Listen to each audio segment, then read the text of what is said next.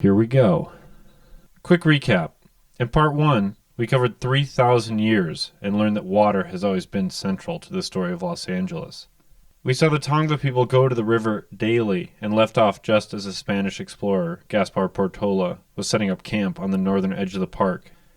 In part 2, we narrowed the time frame to 100 years, from 1769 to 1869.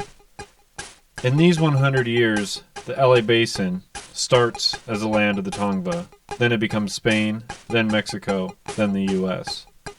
In these 100 years, the first photograph of Los Angeles is taken. The first map of LA is drawn. The first commercial orange orchard is planted a mile south of the park. In only 100 years, 150,000 Native Americans in California, roughly half the population, die of European-born diseases. So what kickstarted all this change? A ditch. This. The Zanja Madre. Spanish for mother ditch. I know it's a bit confusing because now it's covered in brick, but the brick wasn't added until the 1880s. For the first 100 years, it was literally just an open ditch. Okay, there's a fence there. You're getting way too close to the fence. Okay, and we're down. Okay, we're back. Again, water is the key element, but there's one big difference. The Tongva went to the water. The Spanish bring the water to them.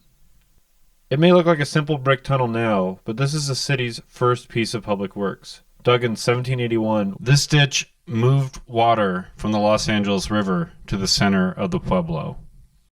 In a rare glimpse, we can actually see this artifact. See the thing that moved every drop of water Los Angeles consumed for over 100 years.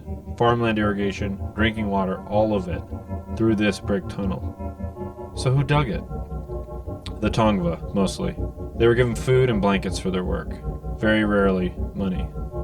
As splinters from the Zanja Madre were dug, they became the blueprint for what would later become LA's city streets.